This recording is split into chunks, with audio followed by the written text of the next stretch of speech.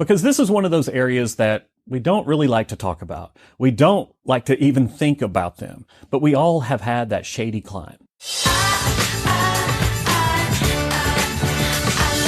I love bookkeeping. Hey everybody, it's Ben Robinson and welcome to the I Love Bookkeeping show. And today we're going to discuss shady clients. Those clients that just don't pass the smell test. But before we start on that, I want to encourage you to go to ilovebookkeeping.com because there we've got all of the shows, we've got all of the show notes and a lot of other resources for you as well as information about our programs that we have. Okay? Let's talk about those shady clients because this is one of those areas that we don't really like to talk about. We don't like to even think about them, but we all have had that shady client. You know the one I'm talking about, the one that wants to skirt the taxes, the one that wants to do things that are below board. Okay, so what do we do with those? Well, I'll tell you what I do with them. I fire them as soon as possible. I don't want to mix myself with this type of person. I don't want to ever be considered like I have contributed to anything there. So it's easier said than done. And for those of you who have been around for a while, you've got plenty of clients, it's easier for you because you can be very selective in those that you serve. But what if you have 5 clients and the one that's shady makes up a good part of your income? Well, I can't tell you that there's going to be an easy solution to that, but I can tell you that that's somebody that you need to get rid of and you need to get rid of now. Because why would you want to put yourself, your business in jeopardy because of one unscrupulous person? Okay, what do you do in this case? So let's talk about some of the specifics of how we get rid of shady clients. But let's talk about before. Let's talk about when you start getting signs of shady clients, because this typically arises when you're marketing. Okay, and one of the things that we talk about here is really getting deep with our marketing, not taking anybody as a client that can just fog a mirror and has a checkbook and is going to pay you, but to really understand, because some of the warning signs that you know that you hear them inside of the marketing when you're talking to them about their business. I like to get specific and ask specific questions about how they feel about taxes. Now, everybody, I think, should avoid taxes as much as possible. That's just effectiveness, right? That is being within the boundaries of what the Internal Revenue Service here in the U.S. says. And in other countries, they have their own regulations, their own laws, their own rules. But I don't think that anybody should be evading taxes. As a matter of fact, that's a felony. And we don't want to help somebody to do that. So one of the things that I do in my marketing is I try to get a sense of how they feel about taxes. It's okay for them to say, oh, I don't like paying taxes. It's the biggest expense and, all this sort of thing. Fine. That's business owners, right? Who likes paying taxes? But when you start getting into people that are insinuating or saying overtly, hey, are you going to help me to evade taxes? Are you going to help me to do things that are below board?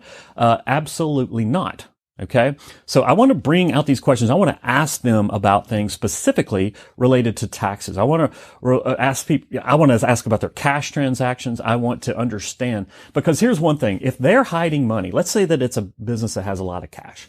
If they're hiding money from the IRS or if they're hiding money for someone else, that means that they're what? That means that they're lying. And if they're lying to the IRS, do you think that they're going to have a problem lying to you? So this is one of those things that, again, as much an ounce of prevention is worth a pound of cure.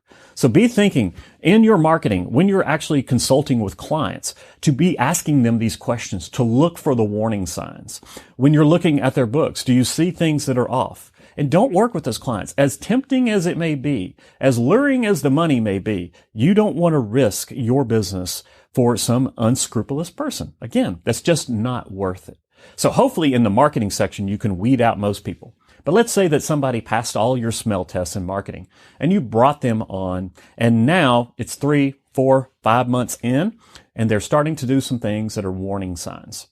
So at first, I always kind of say, maybe they just aren't aware. Unless it's just something like, hey, I want you to help me to evade taxes and not report this income. At that point, I would just say, bye-bye, and I would do it all in writing. Talk about that here in just a second. But the very first time that I get an inkling that something is awry, that something is just off with this client, I want to bring it to their attention. Okay. First thing I want to do is I want to document this in an email. Okay. I want to document exactly what my concern is. And then I want to say, here's what we do to avoid that. So let's say that it was something, there's some cash transactions and you see that the deposit doesn't match what the income is here. And there's a $500 discrepancy. And you find out that the client just pocketed the money and doesn't want to report it as income. So let's be a little bit generous here. and say that they just don't know, right? They do know. So the first thing I want to do is I want to document this in an email. I want to send them an email and I want them to acknowledge that they saw the email. And then I want to pick up the phone and I want to talk to them about this. An email is not enough. I want to talk to them about this. Or if you're using something like Zoom, I want to be able to look them in the eye or at least hear their voice and understand their reasoning for this. So after this, they could just be totally innocent and go, oh my gosh, you're totally right. That needs to be included. Just show it as income and then do whatever you need to do. So you would show it as a distribution on the other side of things. Cool. It was just an honest, innocent mistake. Or it was something that they were trying to test you on. And now you've really, put the hammer down on them. And you said, no, I'm not going to do this. Now, we're not tax professionals. I understand that here, but we know when things are off. Some of us are tax professionals, but it doesn't matter. If you know that something is shady, you got to call your client out on it immediately. Do it in writing, pick up the phone and talk to them. Again, if it's something just so overt, it's something that you know that is a crime, then you need to end that relationship immediately, right? Don't do another thing for them. Document everything. But let's say that it was an innocent thing, right? And they went through and they said, okay, yeah, it's fine. And now you go on and that client is great. But let's say that it happens again, or let's say that something different happens. So on this case, for me, it's pretty much second strike and you're out. Okay. It's not baseball with 3 strikes. If it's petty, if it's something that's little, but you keep seeing these things rise again and again, then you need to get rid of those clients. Okay. And again, this is something that you want to document. This is something that you want to put in front of them. This is something that from the phone conversation, if you can have it recorded, you want to do that. Obviously, I'm not an attorney. I suggest that you speak with an attorney if you know that there's crime involved and all that sort of thing. But I'm here to tell you that it's okay to get rid of those shady clients. You don't need to serve them. All right. It's not worth the risk. And if you're doing the things that we talk about in marketing, if you're doing the things to attract those quality clients, you can get rid of them and there's not going to be of any financial consequence to you.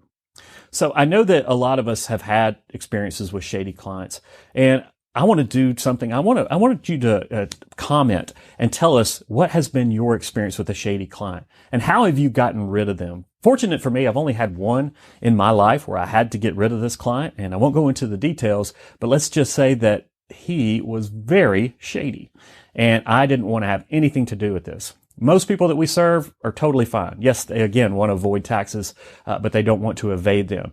They want to make sure that they're taking advantage of all the things that they can within the boundaries, within the rules. But those other people who are just, not good, we don't want to serve them. So I'd love to hear, okay, comment and let us know about the horror stories that you had. And also, how did you get rid of them? What was your mechanism? Because these are awkward conversations, right? They're not easy. Hey, you're a shady guy and I don't want to serve you. That's awkward, okay? And it could have repercussions. And again, this is something that you might want to consult your attorney on, or you probably do. But handle with care. Do everything that you can on the front end. An ounce of prevention is worth a pound of cure to not serve those shady clients. All right. So that's it for today's I Love Bookkeeping episode. Remember, I would love to hear your comments, the experiences that you have had with this shady client.